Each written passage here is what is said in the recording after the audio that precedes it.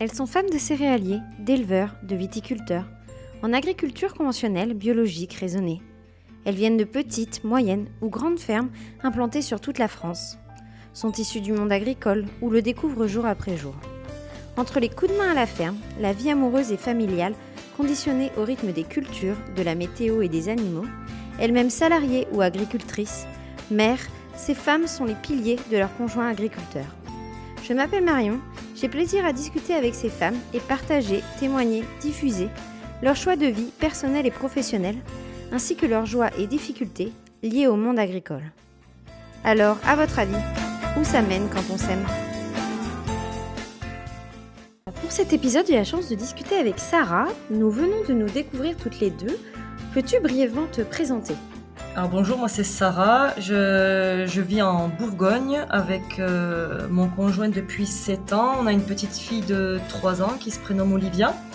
On est dans le berceau de la race charolaise, donc on est du côté de Charolles.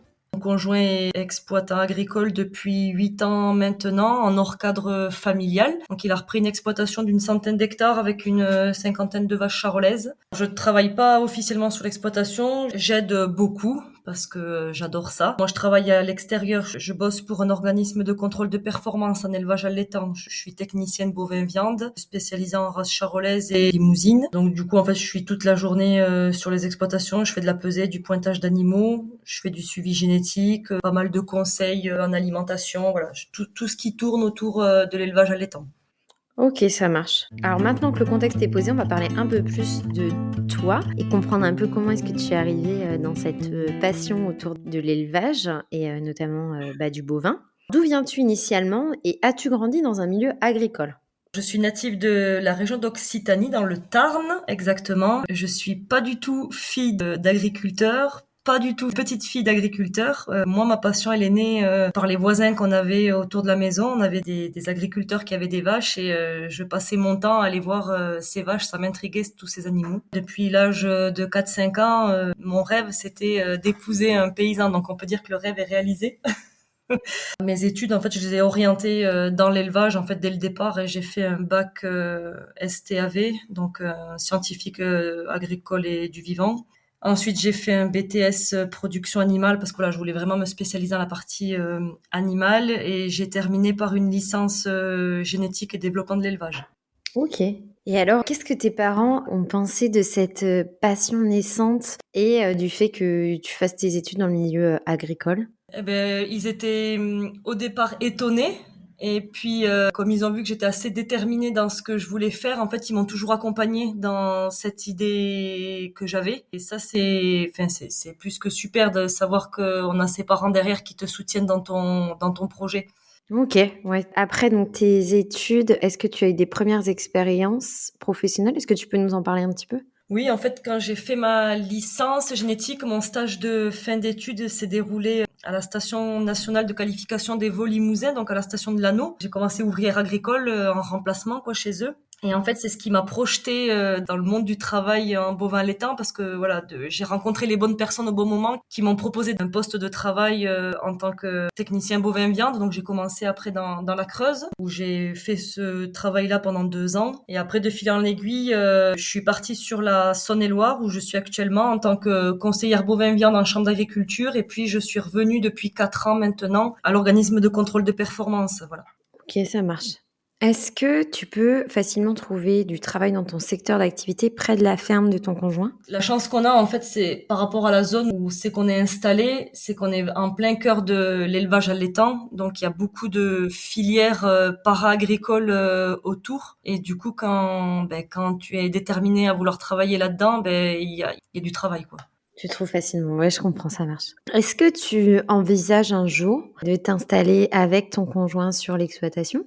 Alors oui, c'est un projet qu'on fait mûrir, qui est, on va dire, en gestation encore.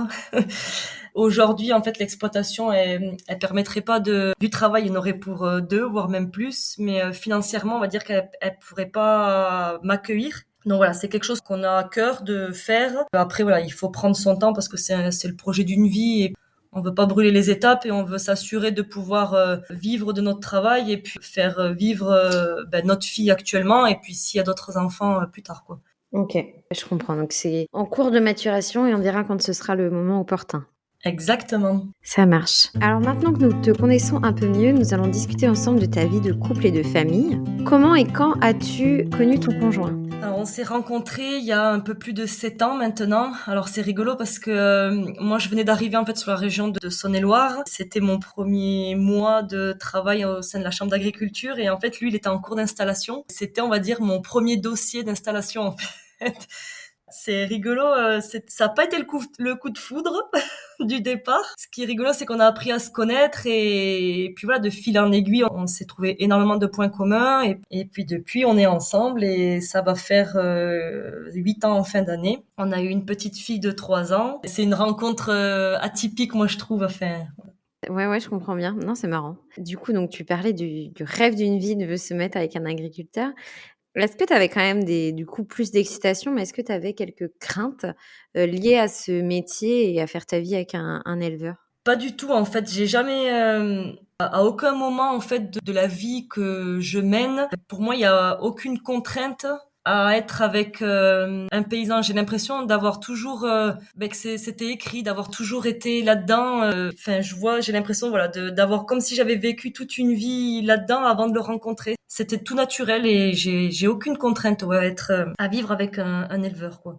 Même 7 ans après, d'être dans le concret, on va dire, non, j'ai pas de crainte ou pas de contrainte parce que on partage énormément ce qu'on fait. Et le fait de partager nos passions communes, ça aide à pallier des fois des moments durs parce que du coup, quand il y a des fois ça va pas sur l'exploitation, ben il peut communiquer, il peut échanger avec moi. Il sait que derrière moi je comprends en fait son état d'âme et du coup, ben ça permet de mieux passer les caps quoi. Et ça, je trouve que c'est énorme en tant que conjointe, même si ce serait une conjointe qui travaillerait pas dans le milieu agricole ou le fait de communiquer, de partager les soucis qu'on peut avoir, ben déjà ça aide à passer le cap. Ouais, bien sûr, et puis vous vous comprenez plus facilement. Exactement, oui. Ça marche. Est-ce que vous habitez sur l'exploitation? Oui. Est-ce que c'était un choix? Est-ce que c'était une obligation? Bah oui, ça a été un choix parce que quand il a acheté l'exploitation, en fait, il y avait déjà la maison qui était dessus. Et je pense que même s'il n'y aurait pas eu la maison existante sur la ferme, on aurait construit sur la ferme.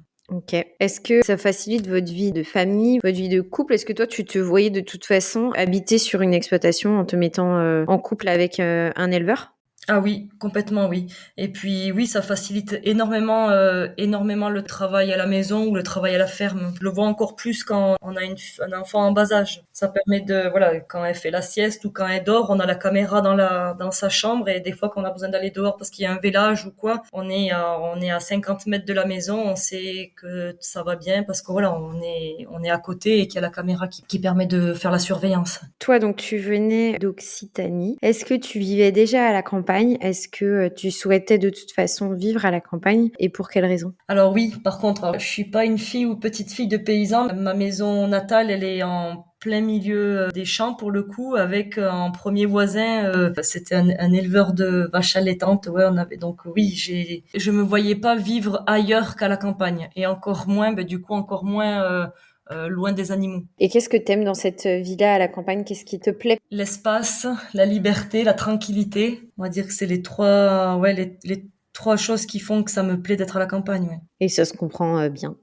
Et ça se comprend plus quand on a vécu un Covid enfermé à la maison. C'est là où on se rend compte que ça n'a pas de prix quoi de vivre dans un endroit où c'est qu'on a de l'espace et où on peut travailler et puis s'amuser, se détendre dans un endroit où c'est que on n'est pas fermé quoi. Ça c'est Enfin, on se rend compte des choses quand on est contraint de rester enfermé dans une maison. On se dit, ok, quand j'ouvre la porte, j'ai les champs autour de moi, quoi. Ouais, je comprends bien. Alors, tu nous disais que l'exploitation était hors cadre familial. Est-ce que, malgré ça, ta belle famille est géographiquement proche? Oui, la maman de mon conjoint est native en fait de là où on est, donc elle est pas loin. Le papa de mon conjoint également est natif de Charolles. On est installé hors cadre, on va dire sur la partie administrative, parce que la ferme appartenait pas à la famille de mon conjoint. Le papa de mon conjoint était paysan jusqu'à la naissance de mon conjoint, et puis ses grands-parents étaient déjà des agriculteurs. Ok. Quels sont tes rapports avec elle? Heureusement qu'on les a. Heureusement qu'on les a et heureusement qu'ils comprennent en fait le métier qu'on a, que ce soit pour mon conjoint ou même pour moi. Parce que du coup, ça nous aide quand il y a besoin en urgence de garder la petite ou de nous faire des courses. Enfin voilà, c'est des petites choses qu'on se rend pas compte et une fois que c'est fait, on se dit ben mince, on les aurait pas eu, je sais pas comment j'aurais fait. Ouais, je comprends bien. Et donc, tu parlais de ta fille, quel âge elle a? Au moment où elle est arrivée, comment est-ce que ça s'est passé au niveau de la ferme? Est-ce que ton conjoint a pu se rendre disponible, a pu t'aider, l'accueillir? Notre fille a 3 ans, elle est née le 24 décembre 2021. Donc pour les périodes de fête et du coup chez nous quand c'est les périodes de fête c'est les périodes de vélage. C'est peut-être plus moi qui avais de l'appréhension que mon conjoint qui pour le coup c'est quand même lui l'éleveur parce que j'ai dit oh là là elle va arriver en pleine période de fête en plein dans les vélages, je sais pas comment on va faire et puis en fait ça s'est fait naturellement quand elle est née, on s'est organisé avec la nounou, avec la famille et puis finalement on s'est vite rendu compte que elle vit à notre rythme comme elle est à notre rythme depuis qu'elle est née, ça a jamais perturbé notre vie quoi. Elle avait 15 jours, je l'amenais déjà dans la stabulation avec moi dans les vaches donc elle est baignée là-dedans depuis qu'elle est petite. Ok, ouais. Donc, tu l'as plutôt bien vécu et tu as été bien entourée dans ce moment-là. Oui. Ça marche. Et comment se passe maintenant votre organisation de famille vis-à-vis d'elle? Mais l'avantage c'est que maintenant plus elle grandit, on va dire plus elle prend un petit peu de l'autonomie donc bon à son niveau à elle d'enfant de 3 ans mais quand il y a qu'on a besoin d'être deux pour travailler soit elle vient avec nous soit après on s'organise à faire les gros coups de bourre de travail pendant qu'elle est à la sieste ou le matin pendant qu'elle dort encore un petit peu quoi. Ok, ça marche. Et du coup, quelle relation a ton conjoint et ta fille? Est-ce qu'il arrive à lui accorder du temps? Oui, beaucoup, je trouve. Je compare toujours avec les copains ou avec les éleveurs que j'ai en suivi par rapport à mon travail. En fait, le gros avantage qu'il a, c'est qu'il peut se rendre disponible et il est assez flexible dans les horaires et du coup, ça c'est vraiment précieux quoi. Moi je trouve que c'est un avantage dans le milieu de l'agriculture en général, c'est pouvoir être flexible. Donc il faut être flexible dans le bon sens pour les enfants, sachant que nous aussi les mamans, les conjointes, il faut des fois se rendre aussi flexible par rapport à la vie de la ferme, mais du coup c'est donnant quoi. Et moi je trouve que c'est vraiment précieux quoi. Je sais que voilà, il y a des contraintes qui font que parfois on n'a pas trop le temps, donc c'est chouette s'il prend ce temps-là et qu'il voit grandir sa fille et qu'il en profite. Ah oui, aujourd'hui je peux pas me plaindre ou dire qu'il la voit pas parce que c'est pas vrai. Elle adore être à la ferme avec lui, elle adore monter dans le tracteur avec lui. Enfin, si on lui demande est-ce que tu vas être dans le jardin avec maman ou avec papa sur le tracteur, la question elle se pose même pas quoi. Elle est partie dans le tracteur avec son père. Ils savent tous les deux partager des moments à la ferme, mais pour autant ils savent aussi partager du temps hors ferme. Et ça, je trouve que c'est super chouette parce qu'au moins elle a pas cette image de nous qui sommes toujours en train de travailler. Ouais, vous arrivez à jouer un peu à côté. Mm. Alors oui, donc pour le moment, tu n'as qu'une fille et elle est encore petite. Est-ce que dans un coin de votre tête, vous espérez confier cette ferme après à vos enfants? Alors, dans l'idéal, je sais même pas si c'est un idéal. Si un jour notre fille ou si on a d'autres enfants veulent reprendre la ferme, on sera fiers et on les aidera à accomplir leurs souhaits comme moi je vois et puis comme moi mes parents ont fait et comme les parents de mon conjoint ont fait. Mais si après ils nous disent qu'ils en veulent pas, et ben voilà, on les accompagnera aussi dans leurs autres projets, pour qu'ils soient épanouis quoi. Ça marche. Tu parlais donc du fait que tu allais un peu aider à la ferme et puis que tu as ton métier à côté, donc qui te demande aussi du temps auprès de tous les éleveurs avec lesquels tu travailles. Comment est-ce que vous trouvez vos moments de couple à côté du travail à la ferme? Est-ce que vous vous accordez des soirées, des restaurants, des week-ends? Oui, on s'en accorde même plus, on va dire, depuis qu'on a une autre fille. C'est-à-dire que des fois, on la laisse chez ses grands-parents et puis on s'accorde un restaurant ou une sortie au cinéma ou même des fois un dimanche tranquille. Ça nous permet vraiment de nous poser et puis de nous retrouver en tant que couple, quoi. On est tout le temps, on est souvent ensemble, mais pour autant, on se voit souvent dans le cadre du travail. De temps en temps, ça fait du bien un petit peu de couper, de se retrouver dans un cadre hors travail, quoi. Donc oui, on fait des sorties, on part en vacances, on part en week-end, voilà, ça permet de se retrouver. Trop bien. Est-ce que ça t'arrive parfois de partir sans lui ou uniquement avec ta fille parce que, on est dans une période agricole, compliquée ou pas spécialement? Oui, ça m'est déjà arrivé, l'année dernière. À la même période, on va dire, la campagne de naissance, d'Evo se passait pas super bien et du coup, il avait pas la tête à vouloir partir parce que voilà, il savait que dans tous les cas, même s'il partait, il aurait pas la tête aux vacances, on va dire. Donc je suis partie avec ma fille, en week-end quoi, à la neige. D'un côté, sur le moment, sur le moment, pas que je suis vexée, mais je me dis mince, c'est dommage, on pourrait passer du temps ensemble. Et puis après, je me dis, avec du recul, je me dis tout le temps, c'est pas contre nous et peut-être même lui, il aurait préféré être avec nous, quoi. Mais ça nous est déjà arrivé de partir. Et puis moi, par contre, j'aime bien prendre du temps aussi pour moi toute seule. J'ai besoin aussi de me retrouver moi vraiment toute seule parce que je fais pas mal d'activités physiques à côté. Et voilà, ça permet de se retrouver, de prendre du temps pour soi et puis de revenir toujours plus en forme. Ouais, puis c'est aussi important, voilà, de ne pas s'oublier aussi, dans tout ça. Oui. Tout à l'heure, tu parlais donc de te comparer à des amis éleveurs. Est-ce que vous avez des amis ou de la famille autour de vous? Est-ce que tu te sens, parfois isolée ou plutôt bien entourée? Comment est-ce que tu nous décrirais votre, vie, sociale à côté de la ferme? On va dire vie sociale très active.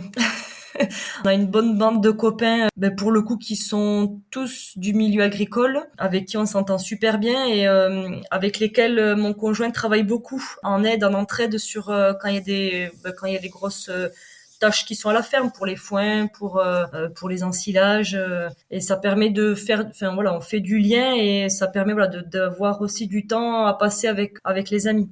OK, et le fait que ce soit donc tous des éleveurs, est-ce que toi ça te plaît? Parce que, du coup, on te sent, passionnée, de vaches notamment. Est-ce que tu aimes bien ça, partager avec eux, discuter? Ou est-ce que de temps en temps tu aimerais aussi, parler d'autres choses? Ou est-ce que vous arrivez d'ailleurs notamment à le faire, de parler un peu d'autre chose que de la ferme? On sait que voilà, parfois il y a des dîners où les sujets sont un peu redondants, comment est-ce que toi tu le vis ça?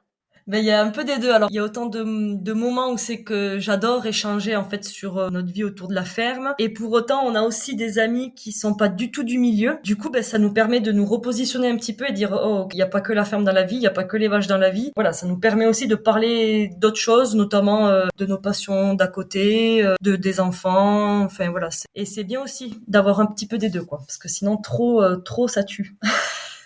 Après, c'est important aussi parce qu'ils nous comprennent aussi, ils comprennent des annulations de dernière minute, des on sera en retard ou voilà, nous on Oui, a des amis éleveurs, ils oui. ont un village, ils s'en vont, finalement ils devaient venir, ils sont pas là. Bon, on comprend aussi plus facilement, je pense, les contraintes, du métier. Mais c'est vrai que oui, de temps en temps, moi ça m'arrive à des repas de râler, et de dire: «Bon allez, on parle d'autre chose». Parce Je fais un peu la même chose parce que du coup, pour le coup, dans la bande de copains, on va dire, tous les hommes, c'est des paysans et les conjoints de tous les femmes, elles sont pas forcément dans la ferme ou encore dans le métier de l'agriculture. Donc, des fois, on dit, allez, on parle d'autre chose, quoi. Parce que sinon, moi, autant personnellement, ça me dérange pas, mais je me mets à la place de mes amis, des fois, elles doivent dire, mais vous nous saoulez, quoi, un petit peu.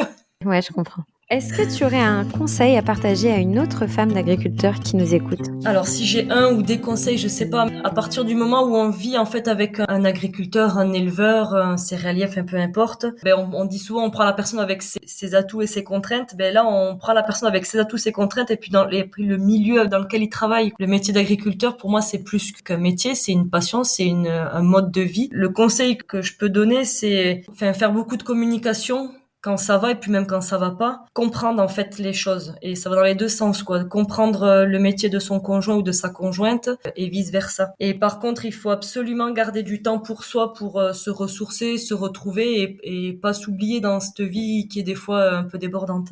Ouais, ça tout à l'heure tu nous parlais d'avoir des passions. Toi, quel est le temps que tu t'accordes et quelles sont tes passions? Le temps que je m'accorde, ça dépend des moments de l'année, mais j'essaye de me libérer déjà deux fois par semaine. Je fais du sport, de la gym, de la natation, j'aime beaucoup. Et puis après, avec deux autres copines, on aime beaucoup les randonnées. Après, on essaye de se faire une randonnée par mois, où c'est qu'on part une bonne demi-journée, on fait de la randonnée, et voilà, ça permet de souffler, de prendre du temps pour soi, de discuter, de blablater justement de autre chose que de la ferme. Mon conjoint, il vous dirait que je prends trop de temps pour moi, mais au final, presque quand j'en prends pas, il me dit, tiens, tu pars pas, tu sors pas, tu poses un peu.